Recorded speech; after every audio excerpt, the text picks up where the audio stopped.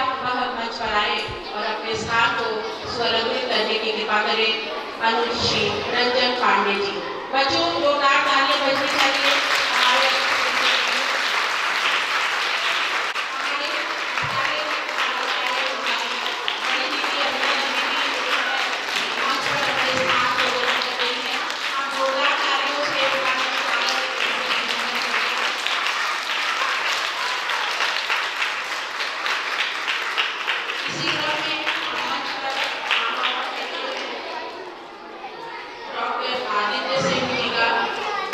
Doctor Aditya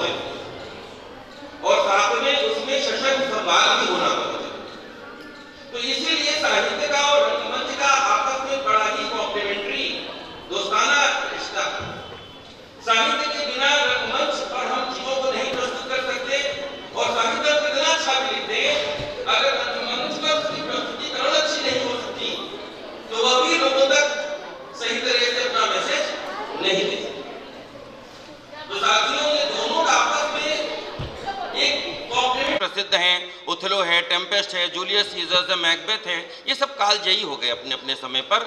उन्होंने जो लिखा और जो वो लिखते थे वो इस प्रकार लिखते थे कि उसका मंचन हो सके। ऐसा नहीं था कि वो ऐसा लिख दिए कि उसके अंदर मंचन की संभावना ना हो, वो प्रोज के रूप में हो, आप भी उसको पढ़ सके, नहीं, उसका हम मंचन भी कर सके, इस प्रकार से वो लिखते थे। और ऐसा भी लिखते थे उस जमाने में जब एलिजाबेथ क्वीन हुआ करती थी, तो वो एक सशक्त माध्यम होता था कि समाज को राजा या रानी तक अपनी बात को पहुंचाने के लिए उस ड्रामास को लिखा जाता था। वो एक पारंपरिक तरीका था। आज भी यदि आप उनकी ड्रामा को पढ़ेंगे तो समझना इतना आसान नहीं है, कठिन है, क्लिष्ट है। धीरे धीरे समय बीतता गया और चीज़ों को सिंपल किया गया, लोगों की बोलचाल की भाषा में लिखा जाने लगा। और साथ ही उसी क्रम में जब हम और विश्व पटल पर जाएं तो हम देखेंगे बाद में जॉर्ज बर्नार्ड शॉ आए, उन्होंने भी लिखा, तमाम ड्रामा लिखा, माय फेयर लेडी लिखा, पिग्मलियन लिखा, जिस पर बाद में तमाम फिल्में बनी। वो भी एक सफल नाटककार थे, जिनका की नाटक, मैं रंगमंच से जोड़ने की बात कर रहा हूँ, जिनका की नाटक, लिखा हुआ नाटक रंगमंच पर उसकी भी प्रस्तुतिकरण होती थी। तो ये दोनों का साथ हमेशा रहा। अगर हम भारतीय परिप्रेक्ष्य में आते हैं तो हम देखेंगे कि हमारे पुराने समय में कालिदास जी जब साहित्य की रचना हो रही थी, साहित्य लिखा जा रहा था, तब उस समय कालिदास जी हुए, उन्होंने भी ड्रामा के रूप में लिखा। अभिज्ञान शकुंतलम लिखा, मेघदूत लिखा, ये सब भी प्रसिद्ध नाटक है उस जमाने के, जो भले पोइट्री फॉर्म में लिखे गए, लेकिन वो नाटक थे जिनका मंचन हुआ करता था। तो ये सशक्त तो ये दोनों का आपस में समन्वय चलता है। लेकिन समय के साथ क्या हुआ? समय के साथ क्योंकि फिल्में आ गई, फिल्में क्या हो गई? फिल्में आने लगी। पहले हम नाटक का मंचन कर लेते हैं, फिल्मों में नाटक का मंचन हम कर लेते हैं, 20-25 रीटेक के बाद अपने आप को सुधार के हम जो कहना चाहते हैं वो हम कई बार में सुधार करके तब सामने उसका मंचन करके लोगों में प्रस्तुति कराते हैं। इससे क्या होता है कि जो दर्शक हैं और जो अभिनय करते हैं, रंगमंच में पूरी पैदा होती कि क्या जो तुरंत का जो रिस्पॉन्स होता था वो अभिनय करता, क्या उसमें तुरंत का रिस्पॉन्स क्या व्यूअर्स का रिस्पॉन्स। तो ये अभिनय करता उसको समझ नहीं पड़ता था, बाद में वो इस पर विचार करता था, तब उसके अंदर चीजें चेंज। लेकिन तब भी ये समय था कि लोग टिकट में पैसे खर्च करते थे, परिवार के साथ एक समाज बैठ करके पिक्चर हॉल में फिल्में देखता था, 3-3 घंटे समय देता था, पैसे लगाता था और पूरा समाज एक साथ इकट्ठा होता। धीरे धीरे टीवी आई, अब क्या हो गया? अब समाज तो खत्म हो गया, अब परिवार शुरू हो गया। अब एक परिवार जो है एक टीवी के सामने बैठ करके एक परिवार देखता है।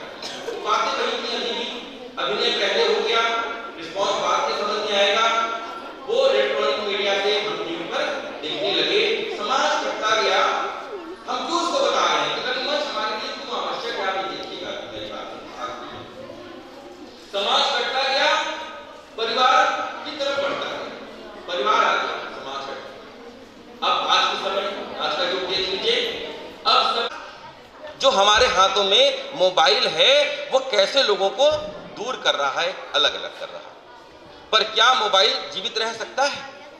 क्या फिल्में जीवित रह सकती हैं? क्या टेलीविजन जीवित रह सकता है यदि रंगमंच ना हो? क्योंकि हम दिखाएंगे तभी ना जब हम अभिनय करेंगे, जब हम कुछ प्रस्तुत करेंगे तभी तो हम टीवी के माध्यम से, फिल्मों के माध्यम से, रील के माध्यम से, तभी तो वीडियो के माध्यम से, यूट्यूब के माध्यम से हम आपके सामने प्रस्तुत कर पाएंगे। जब हम कुछ करेंगे तो रंगमंच का होना अनिवार्य है। आज रंगमंच को बड़ी चुनौती मिल रही है बच्चों। अब क्या है, अब इस चुनौती को हम देखिए, रंगमंच का होना तो अनिवार्य है, ये मैंने पहले कह दिया कि अगर रंगमंच नहीं होगा तो हम देखेंगे क्या? कौन रील बनाएगा? कौन सा रील बनेगा? किसको हम देखेंगे? तो वो होना तो अनिवार्य है, तो उसको जीवित रखना है। जीवित रखने के लिए इन चुनौतियों का हमें सामना करना ही होगा। अब इन चुनौतियों का सामना हम कैसे कर सकते हैं? जो हमारा छोटी समझ है उसके अनुसार इन चुनौतियों की सामना हम ऐसे कर सकते हैं कि मुझे एक पुरानी घटना याद आती है, शायद किसी लोगों ने देखा हो या न देखा हो। इलाहाबाद में बहुत पहले एक यहाँ पे मंचन हुआ था नाटक का बढ़ते कदम। किसी कुछ याद है? बढ़ते कदम याद है आपको? म्यू हॉल में हुआ था, बिल्कुल बहुत पुरानी बात है। उसको मैंने देखा था म्यू हॉल में, वो मुझे बहुत अच्छा लगा था। मैं उसको आज मैं जब बोलने आने लगा तो मुझे रास्ते में सोचा कि इस पर कैसे चेंजेस आ सकते हैं हमारे इस पारंपरिक तरीकों में। तो उसमें कुछ इस तरह का था, आदित्य भाई को अगर याद होगा, मुझे बहुत हल्की सी छवि उसकी याद है कि उसमें अलग अलग स्टेजेस बने थे, ढेर सारे स्टेजेस बने थे। जैसे अगर दिखाना था उसमें कि जहाज चल रहा है तो उस तरफ लाइट जाती थी, वहाँ पे जहाज चलता हुआ पानी को की वॉइस की साउंड निकालता था, लाइट से पानी चलता हुआ दिखाया जाता था, लाइट से जो है जहाज दिखता था और वो चलता हुआ वो मंचन होता। उसी प्रकार से तुरंत ही आपको वहाँ पर्दा गिराने की जरूरत नहीं पड़ती थी। वहाँ पे दूसरी जगह मंचन हो रहा है, एक जगह और, तो समझ लीजिए वहाँ पे सिंहासन का स्टेज बना हुआ है, तो वहाँ पे सिंहासन का कार्यक्रम हो रहा है। तो इस तरह से जो है दर्शक जुड़े रहते थे। वो एक एक्सपेरिमेंट था जो बड़ा सफल था उस समय। मैं आप लोगों से भी कहना चाहूँगा कि इस प्रकार के आप लोग भी सोचिए कि इसमें क्या और नयापन लाया जा सके कि हमारा रंगमंच जो है वह जीवित रहे। नाटक के माध्यम से हो, चाहे वो नौटंकी के माध्यम से हो, चाहे वो रामलीला के माध्यम से हो, चाहे वो नुक्कड़ नाटक जो होते हैं उनके माध्यम से भी, वो भी एक रंगमंच ही है, भले ही उसमें ऐसा स्टेज नहीं बना हो, लेकिन ये सब इनको हमें जीवित रखना है। तो बच्चों, आप लोग जब कभी भी मौका पाइए तो अपने स्कूल के जो भी नाटक के कार्यक्रम होते हैं उसमें भाग लीजिए, पार्टिसिपेट करिए। आप ही जैसे बच्चे आगे चल करके बहुत अपना विश्व पटल पे नाम रोशन करते हैं। नुक्कड़ नाटक करिए घरों के आसपास, जिसमें कि सामाजिक बातों को आप सामने ले जाइए, क्योंकि जब तक इस समाज की बातों को आप सामने नहीं ले जाएंगे, फूहड़पन तो आदमी 2 मिनट के लिए देखता है, उसके बाद से मन हट जाता है, लेकिन जो सामाजिक समस्याएं हैं ये हमारे जीवन में दिन भर हर हमेशा साथ में रहती हैं। इनको अगर हम उजागर करेंगे, इनको हटाने की अगर हम बात करेंगे अपने रंगमंच से, तो लोग इस पर आकर्षित होंगे, अपना समय भी देंगे, पैसा भी लगाएंगे, क्योंकि आज के लोगों के पास न समय है न वो पैसा है। पैसा अगर है भी तो वो इस चीज़ों में खर्च नहीं करना चाहते, वो सोचते हैं कि ये वेस्टेज ऑफ टाइम है, वेस्टेज ऑफ मनी है। तो हमें उतना उसको आकर्षक बनाना होगा कि लोग उसकी तरफ बढ़ें, स्वयं आए। साथ बच्चों, इन्हीं शब्दों के साथ मैं अपनी वाणी को विराम देना चाहता हूँ। धन्यवाद। Thank you very much. नाट्य रंगमंच के बारे में आपने बहुत अच्छी अच्छी बातें आपको बताई, और उन्होंने बताया कि आज के युग में नाट्य और रंगमंच को बहुत चुनौतियाँ मिल रही हैं। बच्चों, आप लोग पढ़ते हैं कि जब इतिहास के बारे में आपको बताया जाता है तो आप लोग पढ़ते हैं कि 2 साक्ष्य से हम इतिहास को जानते हैं। साहित्यिक साक्ष्य, ठीक है, उसमें एक साहित्यिक साक्ष्य होता था जिसमें हम रामायण, महाभारत, वेद, पुराण सबके बारे में हम जानते थे। तो महाभारत और रामायण के बारे में आप लोग देखते हैं ना, टीवी के माध्यम से देखते हैं ना, उसमें कि कैसे राम लक्ष्मण सीता वनवास गए, रावण हर के ले गया, तो सारा चीज़ आप नाटक के माध्यम से देखते हैं तो आपको बड़ा अच्छा लगता है। तो जैसा कि भाई राजकुमार श्रीवास्तव जी ने कहा कि भले हम कितनी भी पांडुलिपियाँ लिख लें, कितने भी पुस्तकों का प्रकाशन कर लें, कितना अच्छा लिख लें, अगर हम नाट्य के माध्यम से आपके सामने उसको अभिव्यक्त न कर पाएँ तो वो लेखनी ही बेकार होती है। तो बच्चों आप भी का भी जब प्रोग्राम एनुअल फंक्शन होता है तो आपका कितना भी डांस गाना होता है, पर भाई आदित्य सिंह जी कृपया वह आएं और अपने वक्तव्य को प्रस्तुत करें। भाई डॉक्टर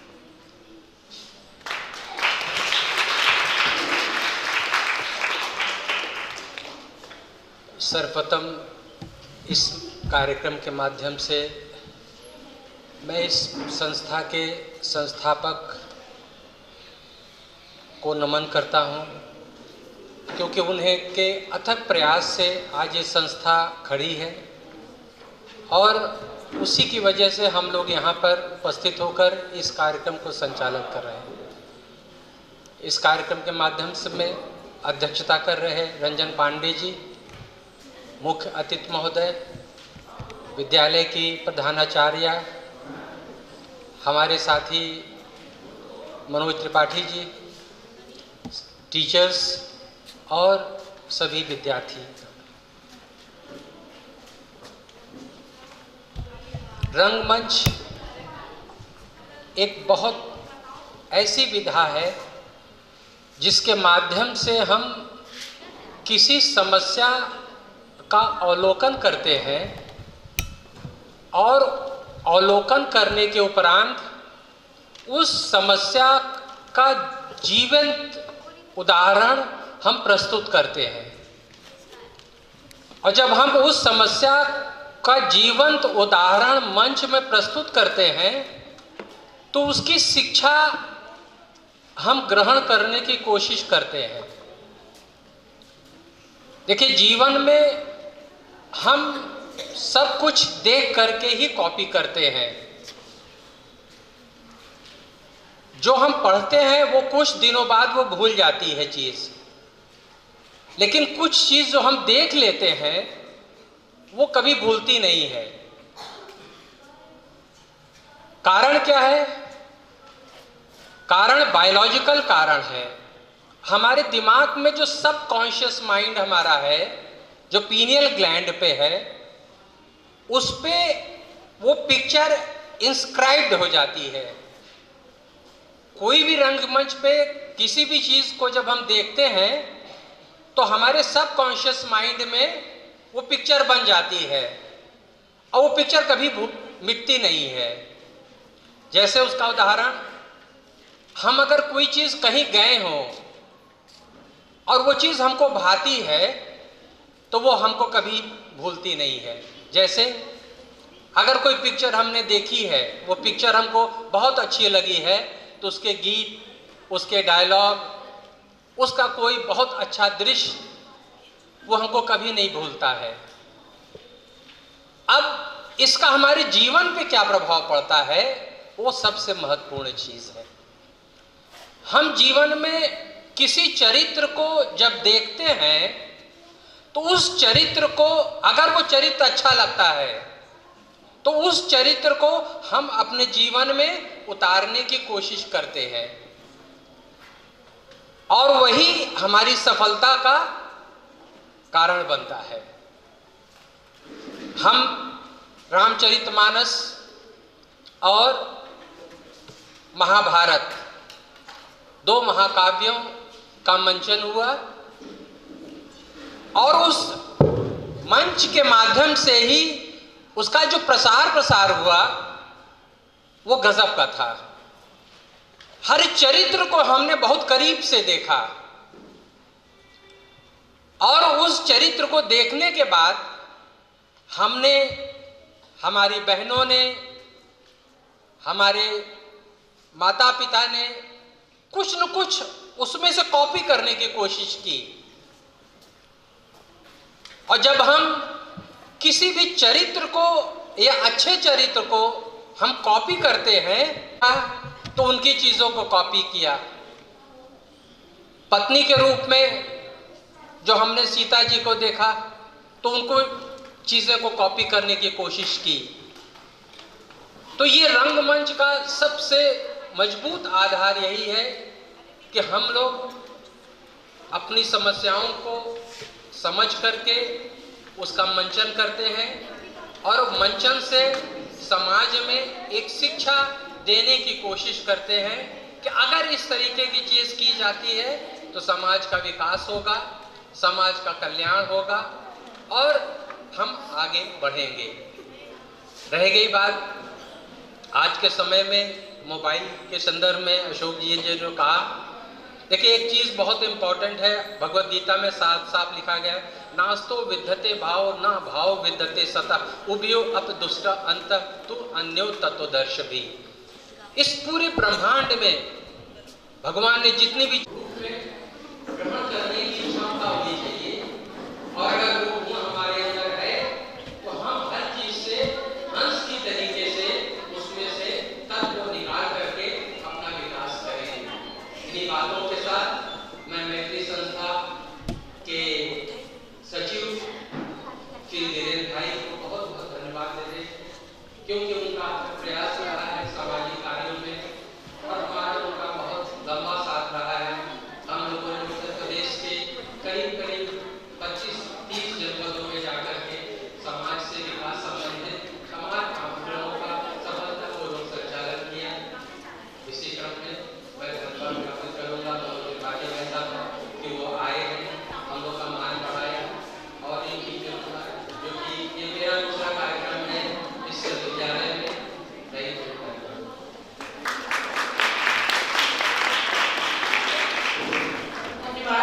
कोई भी नाटक देखते हैं, नाटक को कोई भी कार्टून जैसे बच्चे देखते हैं, कुछ भी, तो उसमें जो एक कैरेक्टर होता है तो वो कैरेक्टर हमको अच्छा लगता है और उस कैरेक्टर से हम सीखते हैं। जैसे कि आप महाभारत में कृष्ण के चरित्र को बहुत ही पसंद करते हैं क्योंकि कृष्ण ने जो है धर्म का साथ दिया था।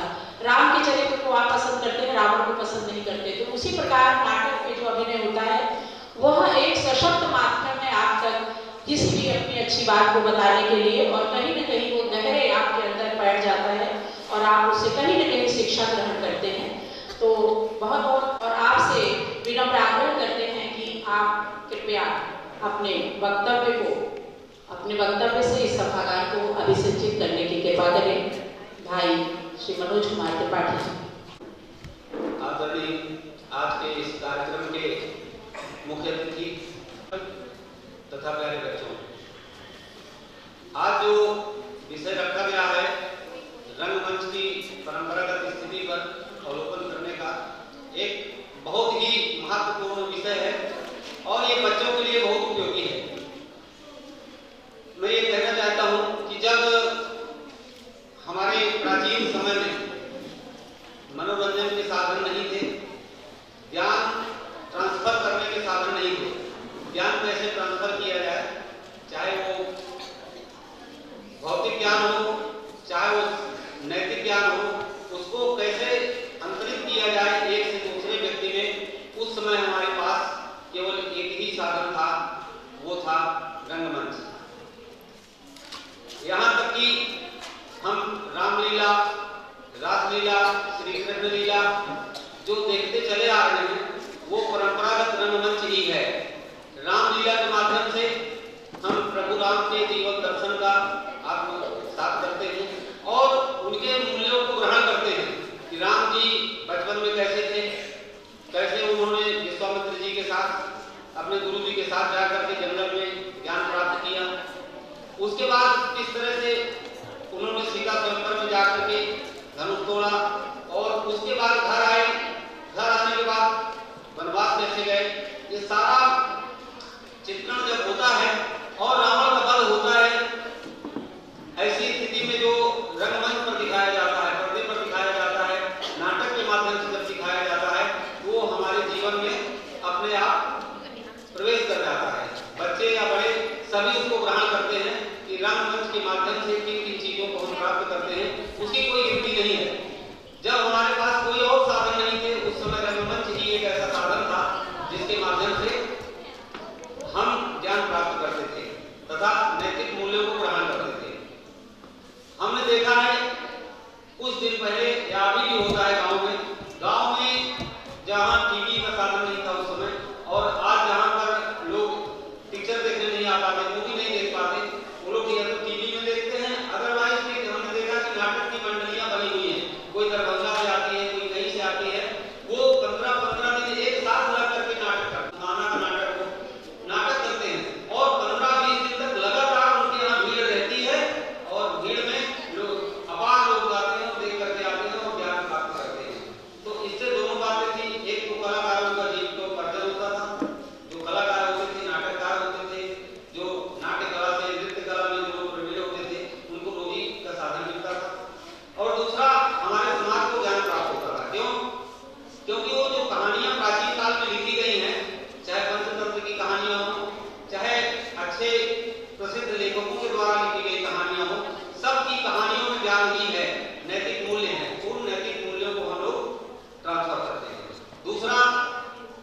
जब हम विद्यालय में रहते हैं उस समय भी हमारे बच्चे नाटक करते हैं, तो नाटक किताबों को पढ़ करके तैयार करते हैं। हमारे यहाँ के प्रबुद्ध शिक्षक जो कला के होते हैं वो नाटक तैयार कराते हैं, उसके माध्यम से ज्ञान देते हैं।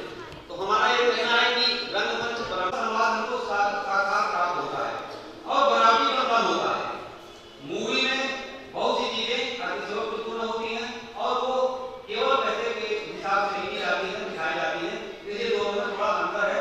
नाटककार या नृत्यकला या रंगमंच यहाँ पर परंपरागत स्वरूप में जो भी है वो जब हमारी करता है तो बहुत अच्छे भाव से करता है, और मूवी में जब किया जाता है तो कमर्शियल भाव से होता है, दोनों में ये अंतर है। इसलिए रंगमंच की उपयोगिता कभी थी, आज ही रंगमंच पूरी तरह से उपयोगी है।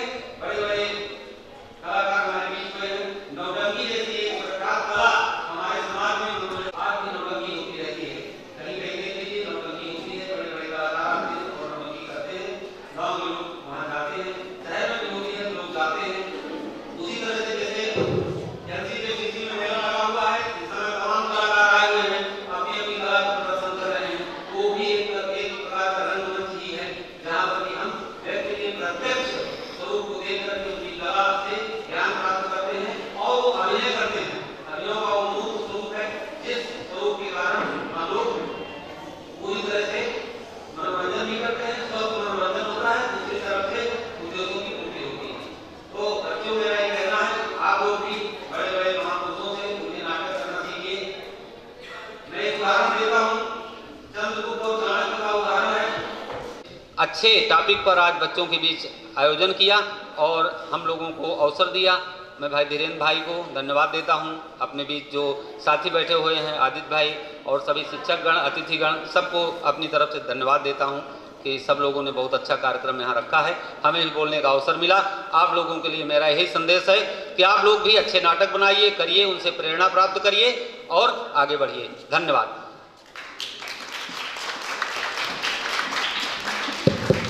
धन्यवाद भाई मनोज कुमार त्रिपाठी जी ने। आपने भी बहुत अच्छा वक्तव्य प्रस्तुत किया और निश्चय ही बच्चों को बहुत सरल भाषा में समझाया और उन्हें समझ भी आया।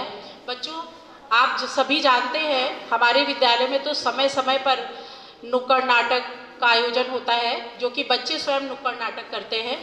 तो बच्चों, जितनी भी समसामयिक समस्याएं समाज में होती हैं, जैसे कोरोना आया और पर्यावरण प्रदूषण हो जाता है, शिक्षा हो जाता है, गरीबी, बेरोजगारी, सभी को हम नुक्कड़ नाटक, रंगमंच, नौटंकी के माध्यम से देखते हैं और वो सभी निश्चय ही हमारे मानस पटल पर एक प्रभाव छोड़ करके जाते हैं। तो आपने बहुत ही अच्छा दृष्टांत भी प्रस्तुत किया चाणक्य और चंद्रगुप्त के बारे में। हमारे बच्चों को कुछ बताने का कष्ट करें। आदरणीय अमिता दीदी।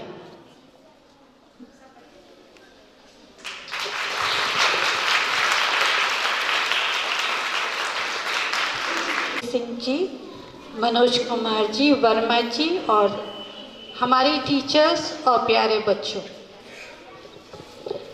जो सुना कुछ समझ में आया? बच्चों, समझ में आया कि कुछ नहीं समझ में आया? आया थोड़ा थोड़ा आया। चलिए आप लोगों की भाषा में कुछ समझाते हैं। आप लोग जिस दिन स्कूल नहीं आना होता है क्या कहते हैं घर में? पेट दर्द हो रहा है। सब लोग छोटे छोटे नाटककार हैं यहाँ, जितने बच्चे बैठे हैं, जितने बड़े भी हैं, कभी ना कभी हम लोग अपने जीवन में नाटक करते हैं। तो नाटक क्या हुआ? जो असल में नहीं है वो करने की चेष्टा। सही बोल रहे हैं? जिस दिन होमवर्क नहीं करते तो टीचर पूछती है होमवर्क क्यों नहीं किया, तो भी क्या करते हैं? नाटक ही करते हैं ना। तो बच्चों, ये तो छोटे छोटे नाटक हुए। जो असल नाटक होता है, अभी हम लोग का प्रोग्राम हुआ था तो नाटक देखा था। उस नाटक का नाम किसी को याद है? किसी को भी नाटक का नाम याद है? इजी था, कोई बच्चा बताएगा?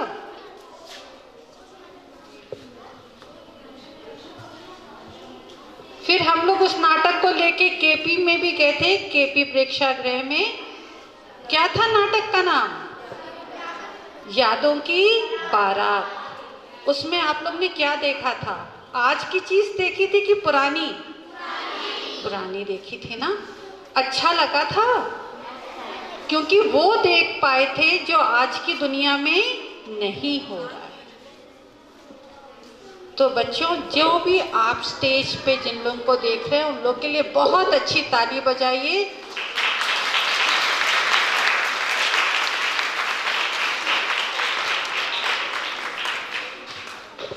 तो बच्चों, हम सभी धीरेन्द्र कुमार श्रीवास्तव जी का बहुत आभारी हैं, क्योंकि ये हर वर्ष हमारे यहाँ नाटक की जानकारी के लिए कार्यक्रम करते हैं।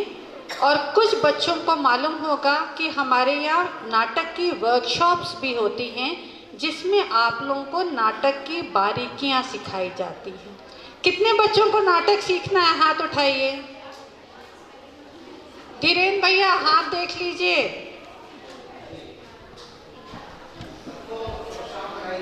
हाँ, तो एक जोरदार ताली जिससे ताली भी बजा के।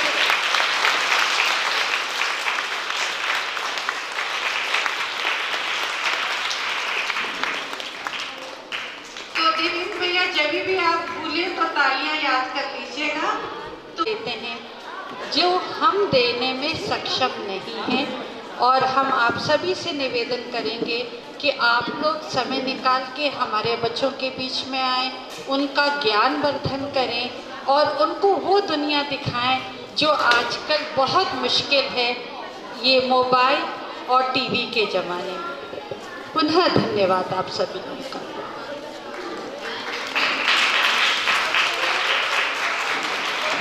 धन्यवाद हमारी परम आदरणीय अमिता दीदी का, कि उन्होंने बच्चों को बहुत ही सरल भाषा में रंगमंच और नाटक को बहुत ही सरल भाषा में परिभाषित किया। अब बच्चों, जैसा कि हमने शुरू में ही आपको बताया था कि आज के कार्यक्रम की अध्यक्षता कर रहे हैं भाई श्री रंजन पांडे जी, इनके बारे में थोड़ी सी बातें बताते चले। आप एक बहुत ही अच्छे विभाग में अच्छे पद पर कार्यरत थे। उसके पश्चात आपको साहित्य, रंगमंच से आपको इतना प्यार है कि उसके बाद आप प्रकाशन की तरफ मुड़े और आपने लोकरंजन प्रकाशन का निर्माण किया। और कहना अतिशयोक्ति न होगा कि बहुत ही कम समय में आपने प्रयागराज में प्रकाशन के क्षेत्र में इतनी प्रसिद्धि प्राप्त की है कि शायद आपके पास इस समय हजारों से ऊपर पुस्तकों का आपने अभी तक प्रकाशन किया, और शायद रोज़ 4-5 लोग आपके लाइन में लगे रहते हैं कतार में कि हमारी भी पुस्तकों का प्रकाशन आप करें। तो बहुत ही ओजस्विता, तेजस्विता और विनम्रता की प्रतिमूर्ति हैं आप। और कर्मण्येवाधिकारस्ते मां फलेषु कदाचन को चरितार्थ करने वाले ऐसे हमारे आज के कार्यक्रम की अध्यक्षता कर रहे भाई श्री रंजन पांडे जी हमारे मध्य उपस्थित हैं। और एक बार हम आपका पुनः पुनः अभिनंदन करते हैं। 100 बसंतों की बहारें आयु का उपवन सजाए, शरद ऋतु के कमल से खिलता रहे तन मन तुम्हारा। आपके शुभ आगमन पर आज अभिनंदन तुम्हारा, भाव भेने सुमन माला से मधुर वंदन तुम्हारा। बच्चों, एक बार जोरदार तालियों से पुनः पुनः हम अपने अतिथि वृंद का, अध्यक्ष महोदय का अभिनंदन करते हैं और आपसे मधुर आग्रह करते हैं कि कृपया आप आएँ और अपने वक्तव्य प्रस्तुत करने की कृपा करें।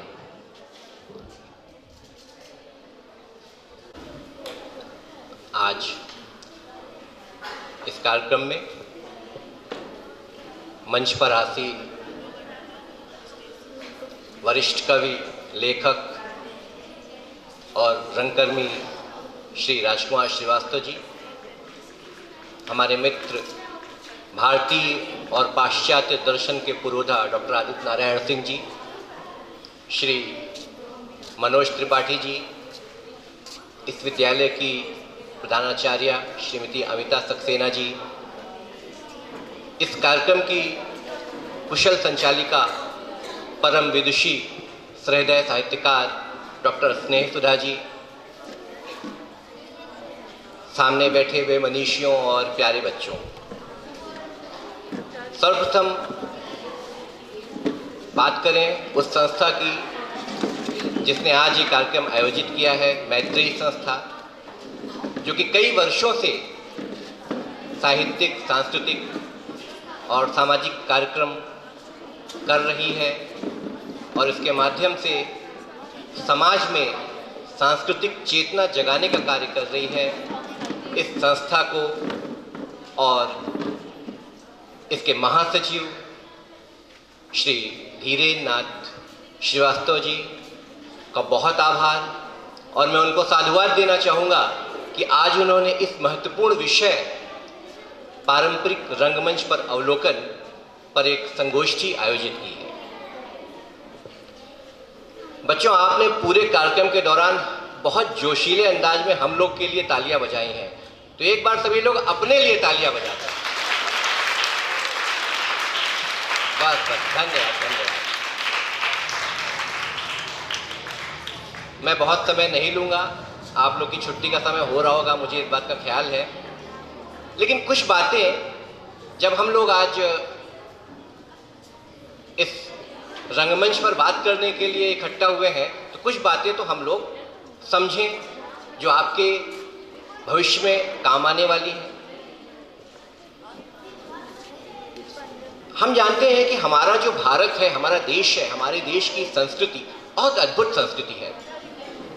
यहाँ पर कई भाषाओं के बोलने वाले लोग रहते हैं, विभिन्न प्रांतों में विभिन्न प्रकार की भाषाएं बोली जाती हैं, आप सभी जान रहे हैं।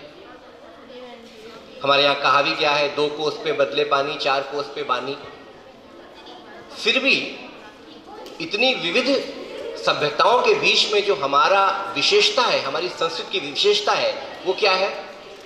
अनेकता में एकता। हम सभी अनेकता में एकता का संदेश देते हैं और इसीलिए शायद पूरे विश्व में भारतीय संस्कृति की अलग पहचान है। और जो पारंपरिक रंगमंच है ना, ये हमारी कला और संस्कृति की आधारशिला रही है। बात हम अपने जीवन में आज मानव के रूप में उपस्थित हैं। बहुत भाग्य की बात है कि हमारे अंदर ईश्वर ने हमें सोचने समझने की शक्ति दी है, हमारे अंदर उन्नत चेतना दी है। गोस्वामी जी ने भी कहते थे कि ना, बड़े भाग मानुष तन पावा। तो सवाल इस बात का है कि हमें औरों से जब इतना अलग किया गया है तो उसके लिए हमें कुछ और सोचना होगा। हम आप यहाँ पर बैठे हुए हैं, बहुत से लोग एक्टिंग अच्छी करते हैं। मैं बताना चाह रहा हूँ पारंपरिक रंगमंच है क्या। हम में से बहुत से लोग बहुत अच्छी एक्टिंग कर लेते हैं, अभिनय बहुत अच्छा करते हैं। बहुत से लोग यहाँ पर बहुत अच्छा गाते होंगे, बहुत अच्छे सिंगर होंगे। बहुत से लोग को म्यूजिक में इंटरेस्ट होगा, बहुत अच्छे म्यूजिशियन हो सकते हैं। जब वो किसी वाद्य यंत्र पर कोई तान छेड़ेंगे तो समा बांध देंगे। बहुत से लोग नृत्य कला में पारंगत होते हैं। भारतीय शास्त्रीय नृत्य तो आप सभी जान ही रहे हैं, पूरे विश्व में विख्यात है। बहुत से लोग की संवाद शैली जो डायलॉग है वो बहुत विशिष्ट होता है। हर इंसान के पास छिपी हुई प्रतिभा होती है। कुछ लोग की दबी रह जाती है, कुछ लोग की निखर जाती है। तो इन सब विधाओं का, चाहे अभिनय की बात करें, नृत्य की बात करें, गायन की बात करें, संगीत की बात करें, इन सब का संयोजन जो है ना, ये है पारंपरिक रंगमंच। और एक बात और, जैसा कि हमारे पूर्व के वक्ताओं ने भी इसको कहा, श्रीवास्तव जी ने कहा, राजकुमार श्रीवास्तव जी ने भी कहा, डॉक्टर आदित्य ने भी कहा कि के साथ कनेक्ट कर लेते हैं तो इसका मतलब ये हुआ कि हम दर्शक के विचारों को भी प्रभावित कर सकते हैं। जो भी उसके विचार है उसको हम रंगमंच के माध्यम से बदल सकते हैं। और अगर हम ऐसा करने में सफल हो गए तो निसंदेह निश्चित समझिए कि समाज में सकारात्मक बदलाव आते देर नहीं लगे। ये बहुत बड़ी विशेषता है रंगमंच की, क्योंकि आज क्या हो रहा है कि आज देश दुनिया की स्थिति बड़ी विकट है, कुछ कठिन परिस्थिति है। हम विकास की अंधी दौड़ में प्रकृति पर विजय प्राप्त करना चाह रहे हैं। अब प्रकृति की नाराजगी तो जायज है, कहीं अतिवृष्टि, कहीं अनावृष्टि, कहीं भूकंप, कहीं मौसम की मार, इन सब माध्यमों से प्रकृति अपना बदला ले रही है और जिसका उपयोग किया जाना था आज वो हमारे सर पे चढ़कर बोल रहा है। सोशल मीडिया के हम गुलाम बन गए हैं। एक सनक भरी व्यस्तता है सोशल मीडिया की, एक आभासी जीवन जीने की जो लुलुकता है। हम फेसबुक पे ढेर सारे लाइक देखते हैं, एक पोस्ट डालते हैं, 10 मिनट बाद देखते हैं लाइक आई कि नहीं आई, जो एक हम वर्चुअल लाइफ जी रहे हैं।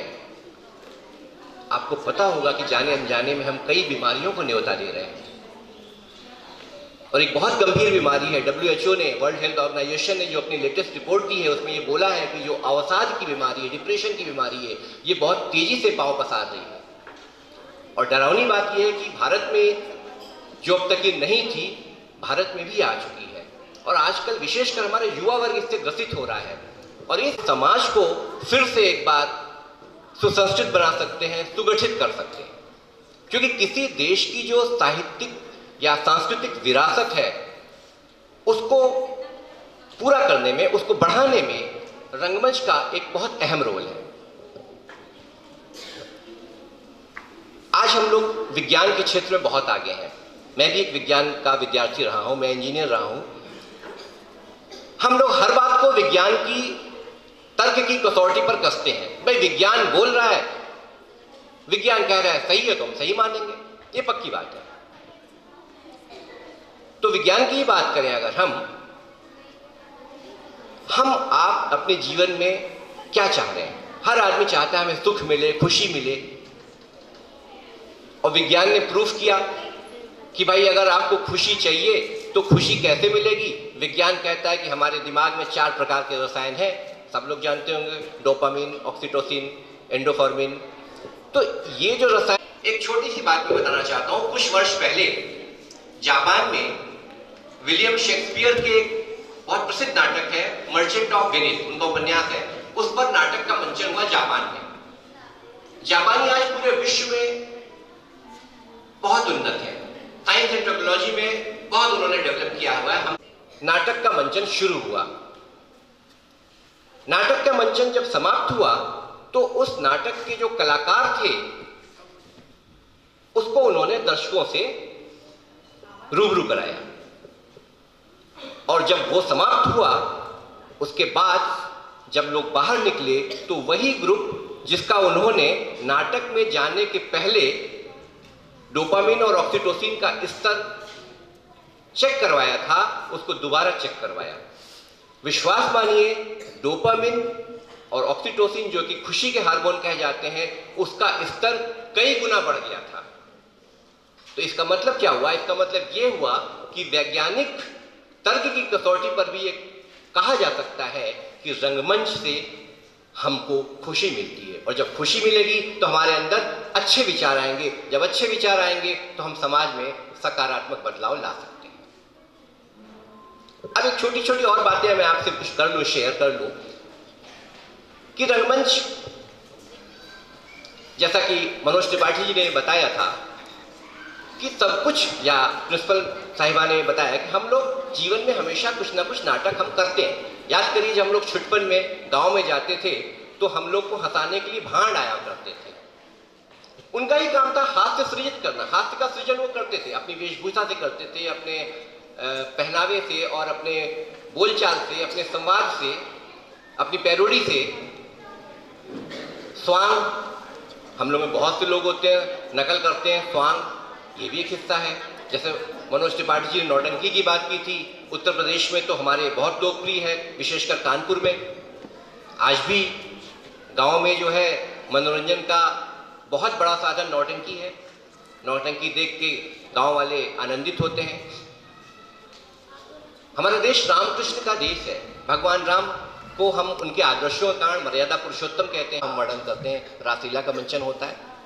इसके माध्यम से हम भगवान कृष्ण के बारे में बहुत सहजता से, बहुत सुगमता से, बहुत सरलता से जान सकते हैं। भगवान राम के जीवन का चित्रण हम सभी जानते हैं, रामलीलाओं में होता है। हम सभी रामलीला जानते हैं, देखते हैं। गली हो, मोहल्ला हो, डिस्ट्रिक्ट लेवल पे हो, राज्य हो, या राष्ट्रीय स्तर पर भी तो अब रामलीलाएं हो रही हैं। तो कहने का ये मतलब है कि कोई विधा हो, पश्चिम बंगाल में अगर यहाँ कोई बंगाली हो तो यात्रा जानते होंगे, ये भी एक रंगमंच की विधा है। यात्रा शुरुआत हुई थी भगवान कृष्ण की कथा से। आजकल तो वो कई नाटक खेले जाते हैं। अपने इलाहाबाद में भी दुर्गा पूजा के अवसर पर तो मैंने देखा है यात्रा होती है। तो कुल मिला के हम कह सकते हैं कि रंगमंच एक ऐसा सशक्त माध्यम है जो कि सीधे हम कनेक्ट करते हैं दर्शकों के साथ में और उनके विचारों को हम प्रभावित करते हैं। अब स्थिति आजकल रंगमंच की थोड़ी सी विषम है। लोग जाना नहीं चाहते, लोग के पास समय नहीं है, लोग YouTube में देख लेते हैं। लेकिन सच मानिए, YouTube में देखने पर कोई भी नाटक अगर आप YouTube में देखें, सब कुछ अवेलेबल है YouTube में, तो जो आनंद आपको रंगमंच पे सामने देखकर मिलेगा वो YouTube में शायद ना मिले। एक और रोचक बात बताकर मैं अपनी बात समाप्त करता हूं। हमारा एक मित्र है, कानपुर में डॉक्टर है। कोरोना काल के पहले की बात है, उसका एक मित्र था, वो रंगमंच का कलाकार है और रंगमंच में उन लोग प्रायः नाटक आदि करते थे। सर्वोच्चल दयाल सक्सेना जी का एक बहुत प्रसिद्ध नाटक है बकरी, जो उन्होंने 1974 में लिखा था। आपातकाल के दौरान इस पर बैन भी लग गया था। उसका मंचन उनको करना था। चिंता ये थी कि उनके नाटकों में हमेशा छोटा सा ऑडिटोरियम था, 100 लोग का, 20-25 लोग ही आते थे। ये बहुत बड़ी चिंता थी। उन्होंने इसका एक उपाय सोचा कि कैसे लोग नाटक देखने आए। अब उन्होंने क्या किया कि सोशल मीडिया के थ्रू सबको इन्विटेशन बांटा और इन्विटेशन में ये लिखा कि सर्वोच्चल दयाल सक्सेना जी का नाटक बकरी का मंचन होगा।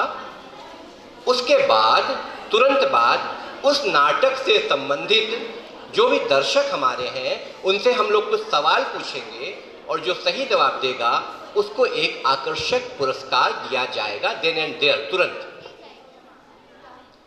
और जब नाटक का दिन आया तो विश्वास मानिए, जैसा वो हमारे मित्र बताया, वो भी गया था कि 100 सीटें पूरी भर गईं, कुछ तो खड़े भी थे।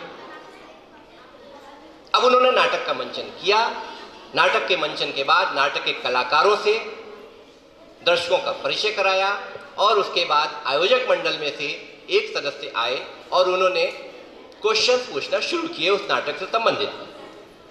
जब उन्होंने सवाल पूछा और ये कहा कि जो सबसे पहले हाथ उठाएगा उसको जवाब देने का अवसर मिलेगा। कई हाथ उठे। जो पहले हाथ उठाया उन्होंने सही जवाब दिया, उसको बुलाया और उन्होंने उसको पुरस्कृत किया। और पुरस्कार भी ऐसा नहीं कि कोई ट्रॉफी दे दी या कुछ ऐसे दे दिया, जो भी हमारी यूटिलिटी की चीज़ें हैं जो घर में यूज़ करते हैं, जैसे उन्होंने बेडशीट दी थी, लेमन सेट दिया था, चाय की केटली दी थी। इस प्रकार से उन्होंने 10 पुरस्कार दिए और 10 पुरस्कार जब मिले, लोगों ने नाटक ने, चूंकि पुरस्कार मिलना था तो लोगों ने नाटक को ध्यान से देखा। आज जैसे आप लोग इसमें मेरी बात बहुत ध्यान से नहीं सुन रहे हैं या किसी वक्ताओं की, अगर यहाँ ये हो जाता कि जो बात ध्यान से सुनेगा पुरस्कार दिया जाएगा, कुछ प्रश्न पूछेंगे, तो शायद आप लोग और ध्यान से सुनते। तो ऐसा होता है। तो नाटक को आम आदमी तक पहुंचाने के लिए कानपुर में जो ये प्रयोग किया गया वो सराहनीय प्रयोग था। दुर्भाग्य ये आया, उसके बाद कोरोना आ गया और उसके बाद शायद अब वो संस्था किन्हीं कारणवश नहीं है, काम नहीं कर पा रहे हैं कोरोना के वास्ते। लेकिन ये एक ऐसा तकनीक लगी कि जिसके माध्यम से हम दर्शकों को वापस रंगमंच पर खींच सकते हैं। यहाँ पर धीरेश श्रीवास्तव जी हैं और भी रंगमंच के हैं, डॉक्टर आदित्य जी हैं। सबको मिलकर ये सोचना होगा कि कैसे हम लोग रंगमंच से वापस दर्शकों को लाएं, रंगमंच की दुनिया को कैसे और हसीन और बेहतर और सुंदर और मोहित करने वाला बनाए, जिससे कि लोग आकृष्ट हो सकें। अंत में एक बार पुनः आयोजक बैतरई संस्था के महासचिव धीरेन जी, आपका बहुत बहुत आभार कि आपने आज इस कार्यक्रम में शिरकत करने के लिए मुझे आमंत्रित किया। आप सभी का बहुत बहुत धन्यवाद। Thank you.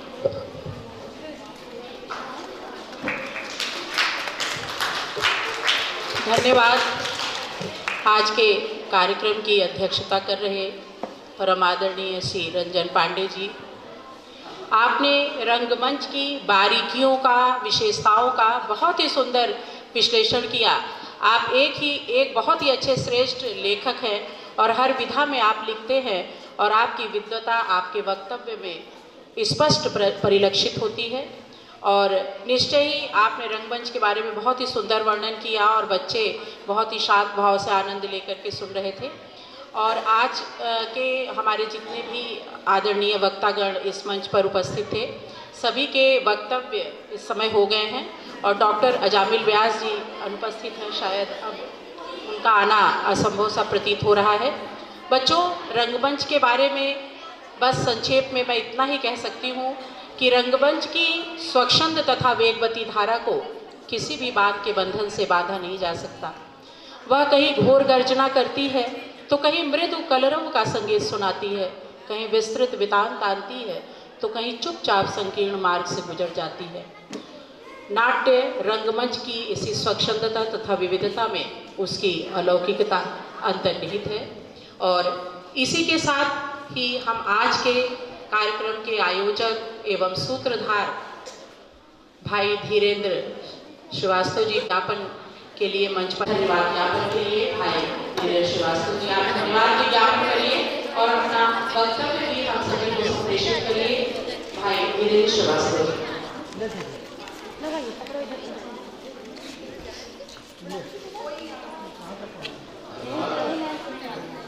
इसमें सुधा जी जो बहुत अच्छा मंच का संचालन कर रही है। मंच पर आज के कार्यक्रम की अध्यक्षता कर रहे हैं श्री रंजन पांडे जी, हम उनका बहुत आभार व्यक्त करते हैं कि वो अपना समय आज इस संस्था के लिए उन्होंने दिया। हमारे कहने पर हम उनका बहुत बहुत आभार करते हैं। कुछ दिनों चली थी ये हफ्ते 10 दिन, और उसमें बच्चों ने कुछ नाटक की बारीकियां सिखाई थी, जिसमें श्री अफजल खान जी बैठे हुए हैं। इन्होंने बच्चों को नाटक सिखाया था।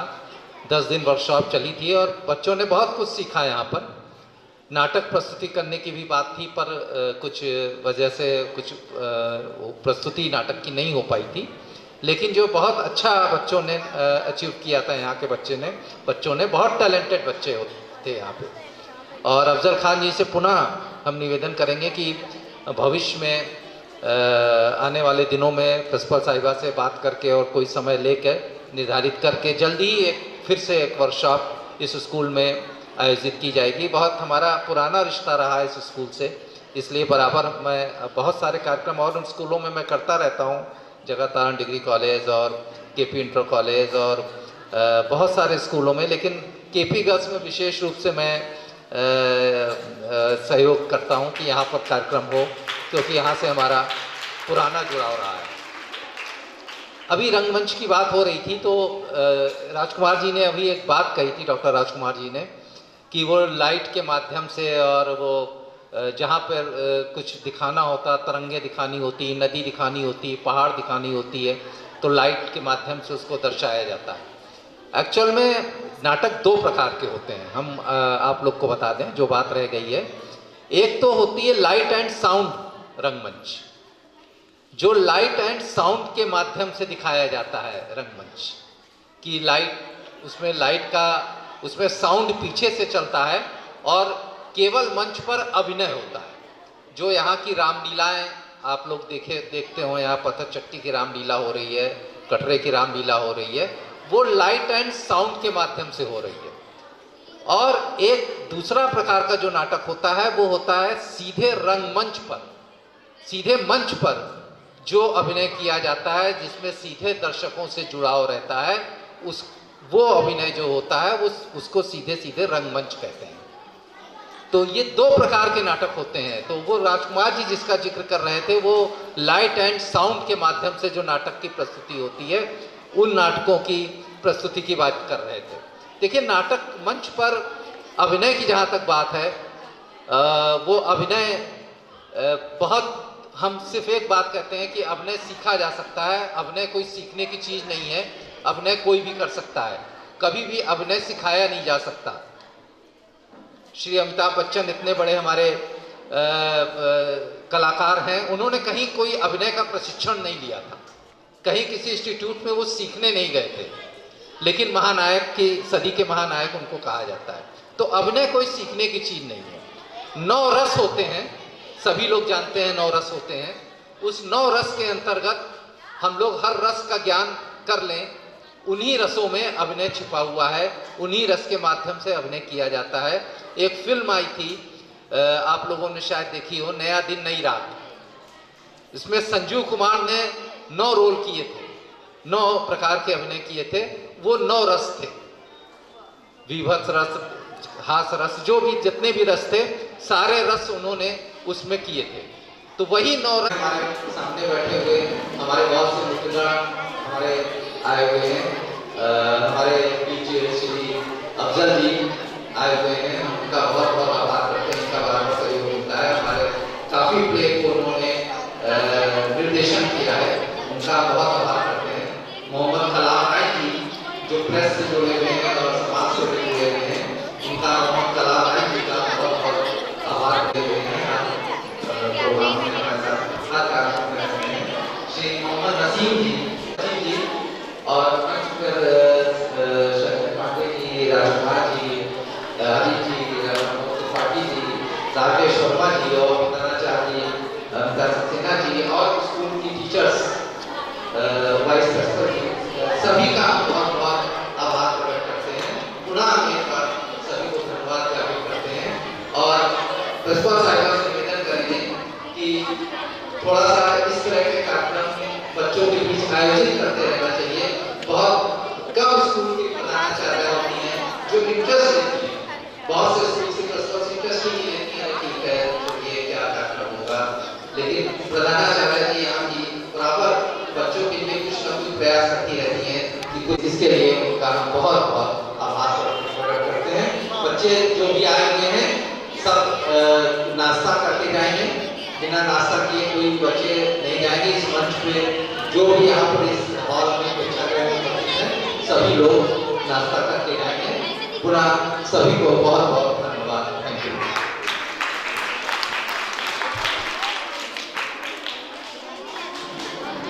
दिशा निर्देशन में कार्यक्रम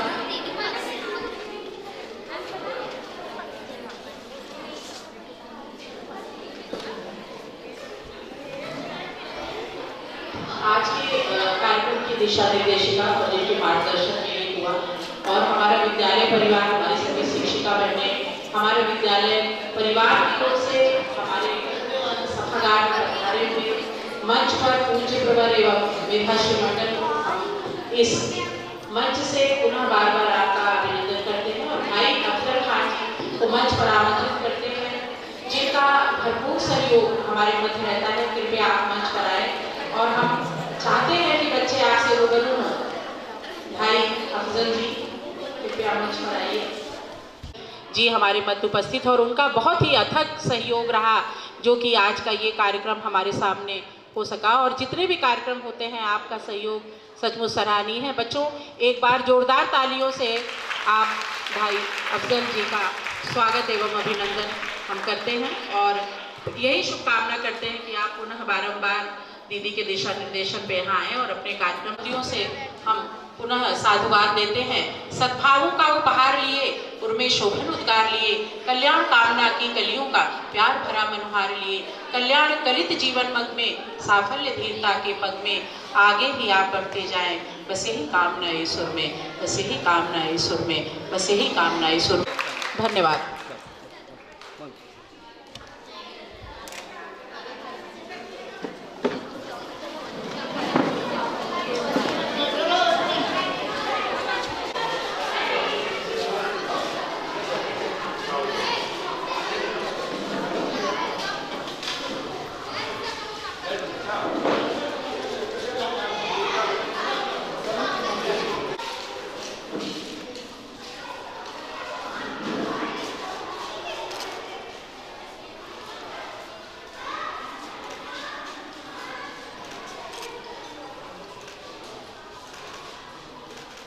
आ जाइए, आप लोग भी आ जाइए।